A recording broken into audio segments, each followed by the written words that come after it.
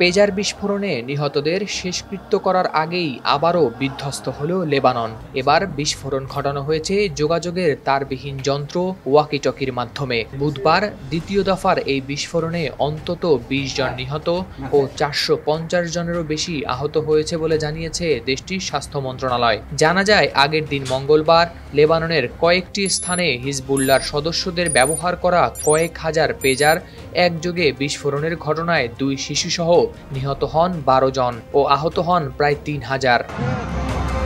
সর্বাধুনিক প্রযুক্তি ও সেরা মানের উপাদানে তৈরি আরএফএল চেয়ার, ক্ষমতার নয় সমতার চেয়ার। সেই ঘটনার একদিন পরেই হিজবুল্লাহর প্রভাব থাকা রাজধানী বৈরুতের দক্ষিণাঞ্চলীয় উপশহর বেকা ভ্যালি এবং দক্ষিণ লেবাননের বিভিন্ন স্থানে ঘটানো হয় এ বিস্ফোরণগুলো। হিজবুল্লাহ সদস্যদের ব্যবহৃত ওয়াকিটকি থেকে এই বিস্ফোরণগুলো ঘটেছে বলে জানা গেছে। মঙ্গল ও বুধবারের বিস্ফোরণের ঘটনার জন্য ইসরায়েলকে দায়ী করেছে হিজবুল্লাহ, কিন্তু এখন পর্যন্ত লেবাননের বিস্ফোরণ নিয়ে আনুষ্ঠানিকভাবে কোনো মন্তব্য করেনি ইসরায়েল।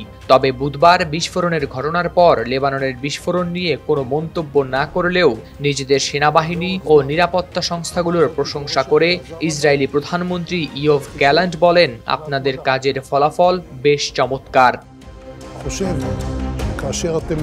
বিবিসি জানায়, বুধবার ইসরায়েলি সেনাবাহিনী নিজেদের ৯৮তম ডিভিশন গাজা থেকে উত্তর ইসরায়েলে সরিয়ে নিয়েছে, যেখানে আগে মোতায়েন ছিল সেনাবাহিনীর ৩৬তম ডিভিশন। এদিকে জাতিসংঘের মহাসচিব অ্যান্তনিও গুতেরেস গুরুতর সংঘাতের ঝুঁকি সম্পর্কে সতর্ক করে সকল পক্ষকেই সর্বাধিক সংযম প্রদর্শন করার আহ্বান জানিয়েছেন।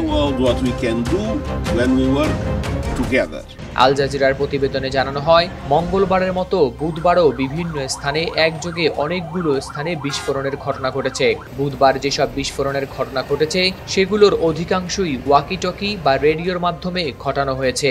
এমনকি কোনো কোনো স্থানে সৌর বিদ্যুতের যন্ত্র ও গাড়ির ব্যাটারি বিস্ফোরণের ঘটনাও ঘটেছে। বুধবার বৈরুতে আগের দিন পেজার বিস্ফোরণে নিহত হিজবুল্লাহর ৩ সদস্য ও এক শিশুর শেষকৃত্যানুষ্ঠানে বিস্ফোরণের ঘটনা ঘটেছে বলে উল্লেখ করা হয়েছে সংবাদ সংস্থা এপির প্রতিবেদনে। লেবাননের স্বাস্থ্য মন্ত্রণালয় জানিয়েছে, এই মারাত্মক বিস্ফোরণগুলো ওয়াকিটকি লক্ষ্য করে ঘটানো হয়েছে। হিজবুল্লাহর ঘনিষ্ঠ একটি সূত্র এএফপিকে জানিয়েছে, তাদের সদস্যদের ব্যবহৃত ওয়াকিটকিগুলোই বিস্ফোরিত হয়েছে। পরপর ২ দিন লেবাননে একযোগে বিস্ফোরণের ঘটনা আরও উত্তপ্ত করে তুলেছে মধ্যপ্রাচ্যকে। লেবাননে বিস্ফোরণের জন্য ইসরায়েলকে দায়ী করেছে জর্ডান। হিজবুল্লাহর প্রধান মিত্র ইরান ঘোষণা দিয়েছে সশস্ত্র গোষ্ঠীটির প্রতি সহায়তা অব্যাহত রাখার। যুক্তরাষ্ট্র তাদের অন্তর্ভুক্তি অস্বীকার করে সব পক্ষকে সংযত থাকার আহ্বান জানিয়েছে।